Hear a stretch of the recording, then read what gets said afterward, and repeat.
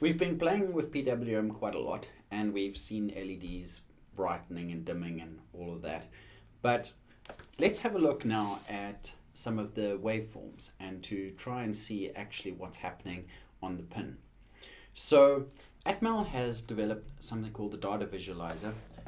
It is like a simple scope, so using the embedded debugger.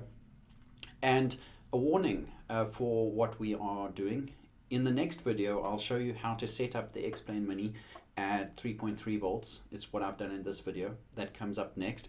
And that is needed because I don't have, on the X-Plane Mini, you don't have the pins coming out to do what we're doing with the data visualizer in this demonstration. So I'm using a D21 X-Plane Pro, and I'm able to use some of the output pins of the data visualizer here to connect up. So let's get going and see what we can read. I'm opening the data visualizer. We will need to select some type of configuration. We're interested in a graph, and we want to see GPIO. Now GPIO can either be used or monitored as a bus or as individual pins. We're going to look at a specific pin, and I've connected up this yellow pin is the pin B5, which is connected to our LED. So we should be able to see the pattern of the PWM. Okay, so let's start. So you see there's a huge amount of data coming in, so I'm going to stop this and then just zoom in.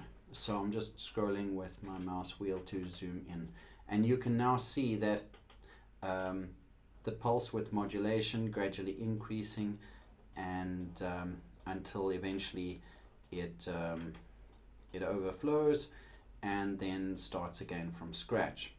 So I've modified my program slightly in order for this demonstration. I'll show you what I've changed.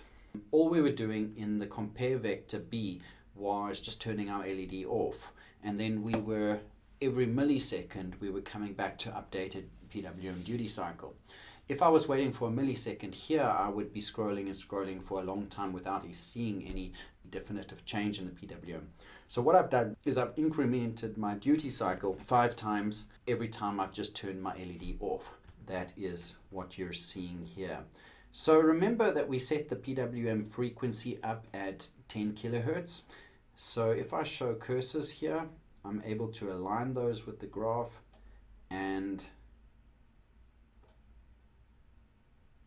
look here, and there we can see 9980, almost 10 kilohertz, probably because it's not 100% aligned, and everything is as it should be.